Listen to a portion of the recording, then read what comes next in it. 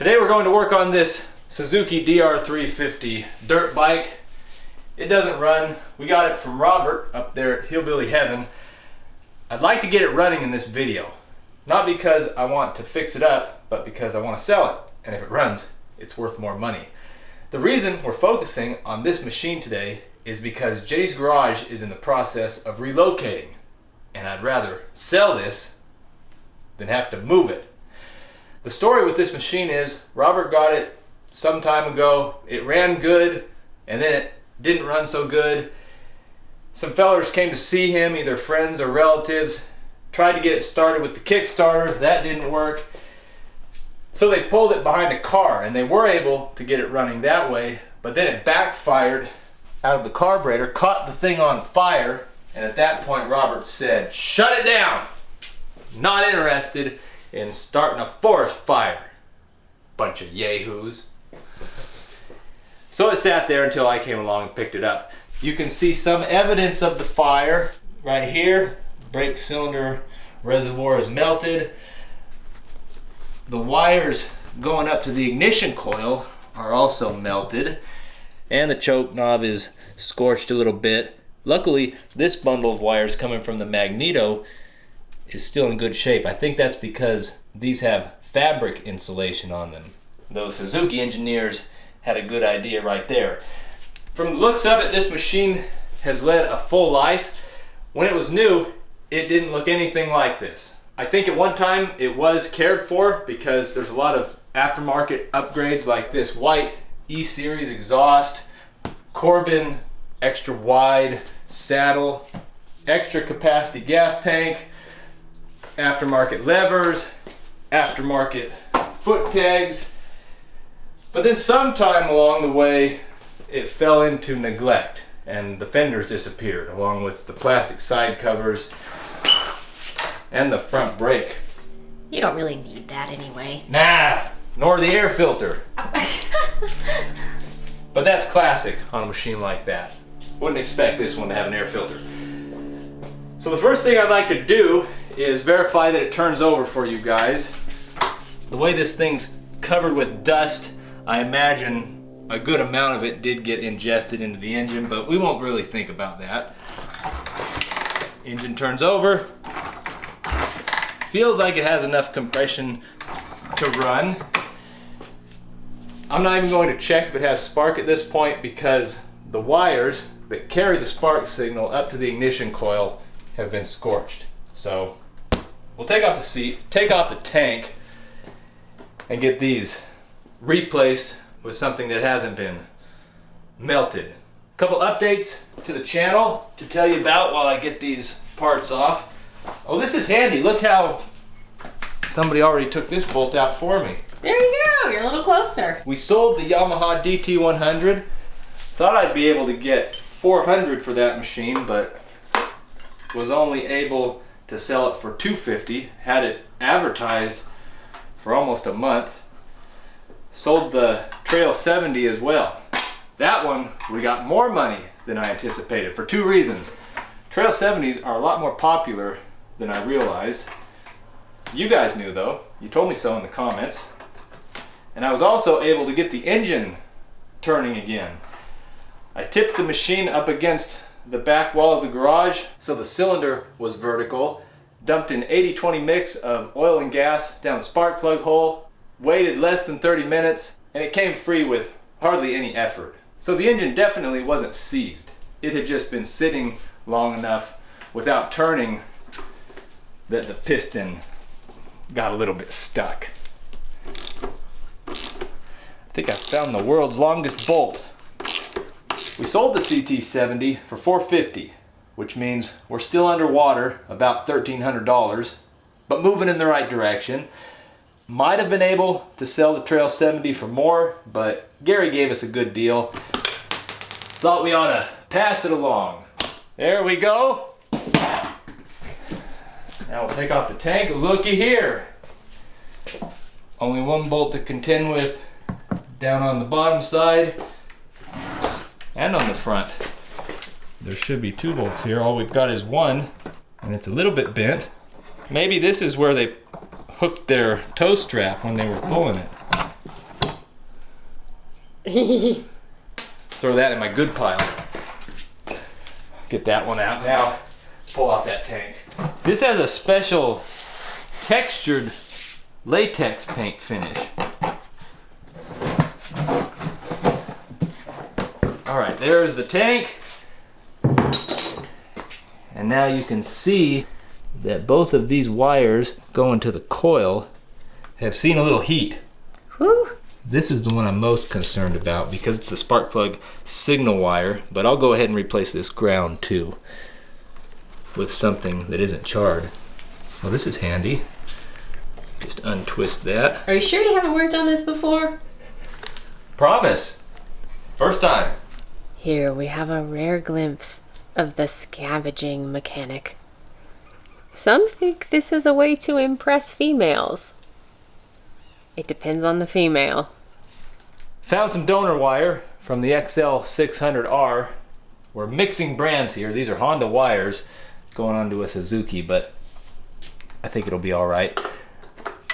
I've got a black one to go from here to here, and a green one with the right connection, which will replace this burnt white and blue wire. It connects to the ignition coil right there. Okay, we got the new wires spliced in. Some nice splices. This is my positive coil wire. This is ground, and we still have some barbecued wires left over, but they aren't of consequence. This is just a brake light switch, and this is the kill switch wire. We should remember this one though, in case it catches on fire again. We can shut her down. All right, I'll let you do that. Next thing I want to do is take the spark plug out, see if it sparks, which will be an important moment. Watch out. Need to blow the dust out of here. I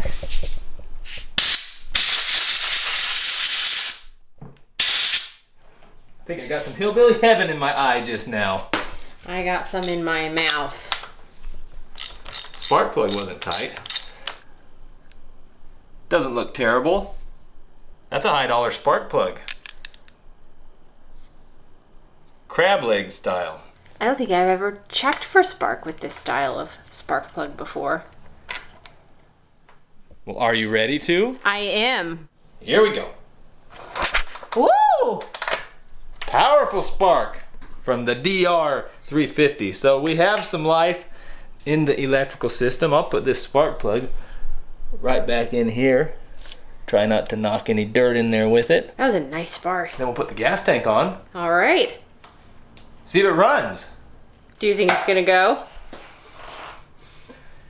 Yeah, I think so. How many kicks?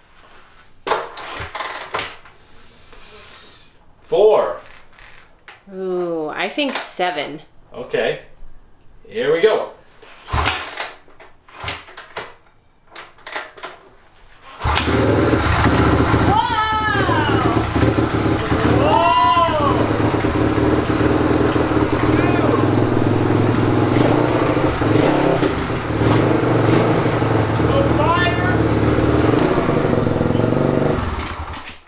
Okay, doesn't want to run off choke, but it runs. Woo!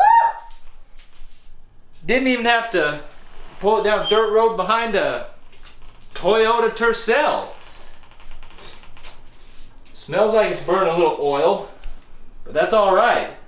It runs. I'll start it up again, leave it on choke for a little bit longer, then try to ease it off. Good chance we need to clean the carburetor, but maybe not. Figure out how to check the oil too. This has a really funny way of checking the oil. You can only check the oil after you start it. Looks like it has plenty in there. If you try to check it cold, it doesn't register on the dipstick even if it has enough oil. So the problem is, if you don't know how much oil's in there, you need to either drain it and refill it so you know the right amount is in there, or just go on faith that the merrymakers who owned it before you put oil in the machine. I went with the latter because I don't want to drain the oil. 2 kicks. Can you believe it? It's your lucky day.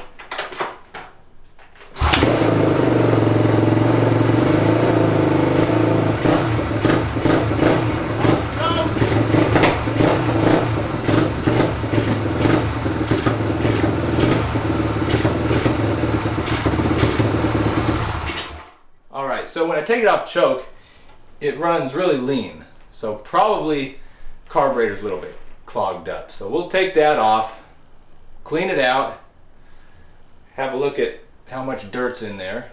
Might be able to pan for gold in the float bowl. Okay, got the carburetor off. Looks like the idle adjustment cable saw some heat.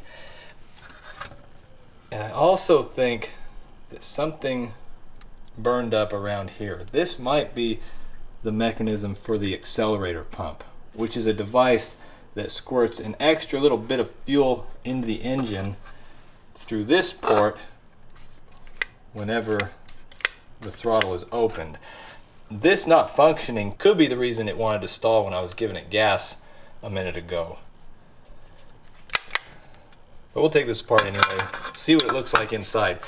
This is not the carburetor that originally came on the motorcycle. It's an upgrade, flat slide Mikuni carburetor, more of a racy model. With all that damage there, do you think you're gonna have to replace parts, or like what are you gonna do, a new carb? I'm going to clean it and tune it the best I can with what I have and sell it that way. And tell whoever buys it what I suspect the issues might be. But I'm not going to put money into this. Carburetor does not look bad on the inside. Float bowl's fine. This is a lot better than I expected. Me too. I'll still go through, clean out all the jets and orifices, put it back together. I got the carburetor cleaned and put back together. Didn't notice any clogs or blockages in here. Even the pilot jet, which is typically the smallest hole in this whole thing, was clear.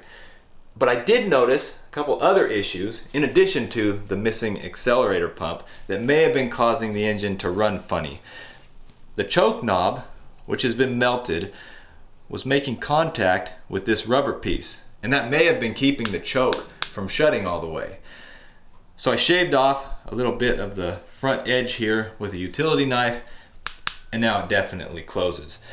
Since the gas tank was off, I also decided to remove the valve covers and check the valves. They're definitely looser than they should be. I don't know if that's loose enough to cause problems, but I'll adjust the valves to where they need to be. I already packed up my feeler gauge, but it so happens a Mountain Dew can is 0.1 millimeters thick, which is acceptable valve clearance for a DR350. So I'll adjust the valves, then get this put back together, see how it runs. We haven't got this put back together yet, but I decided to show you guys how I'm adjusting these valves. I've loosened up the lock nut, and I'll slip my piece of aluminum in there. Now I'll tighten down the adjustment screw with a piece of rubber tubing until I feel just a little bit of resistance. And while holding the inner screw, I'll tighten down the lock nut.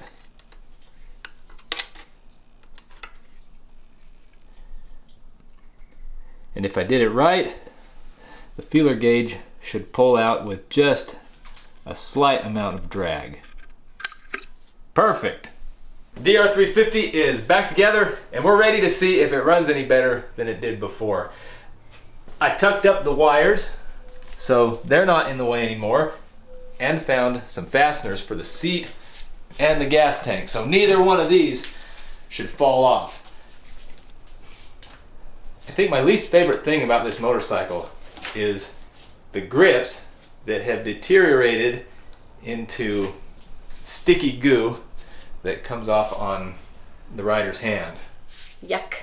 It does have a nice clamp though. Look at that clamp. Yep, ASV. Don't know what that stands for. So here we go. Gas is on. Choke is on. How's your confidence, camera girl? I think it's going to be better. I'm not so sure, but we'll find out. Somebody didn't trim their safety wire, so you can have bloody and sticky hands. So here we go.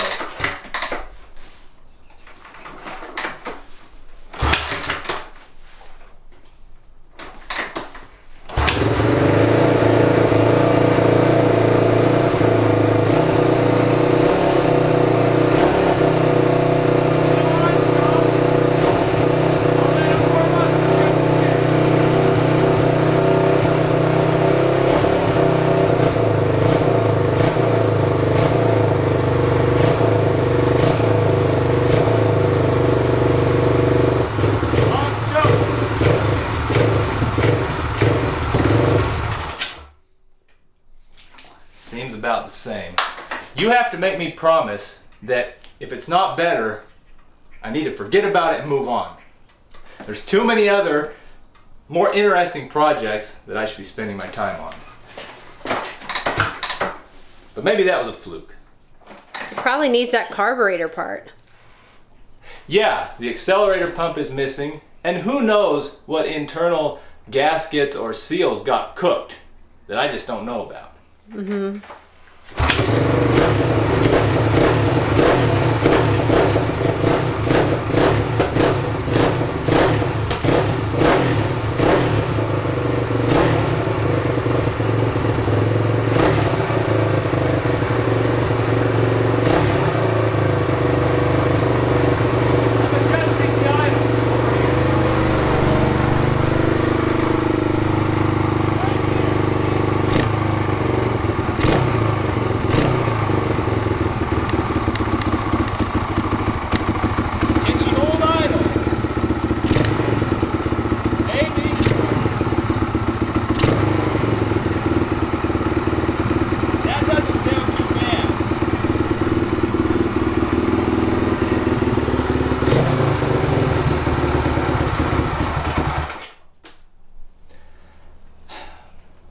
Alright, I spent more time than I should have trying to make this run right by adjusting the idle speed control and the mixture screw underneath the carburetor right here.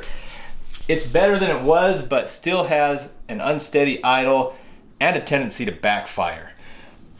I think the problem could be a worn out carburetor. As I was working on this, I noticed that the slide is really loose. I can move it side to side and up and down. Might not be able to see it, but you can hear it. In fact, the only way I could get the idle down close to where it should be is backing off the idle adjustment all the way to the point that the throttle valve closes completely. So it's sucking air around the slide even when it's completely shut. So I think a new carburetor would probably make this run a lot better, but this is as good as it gets at Jenny's garage. Show you guys the current status.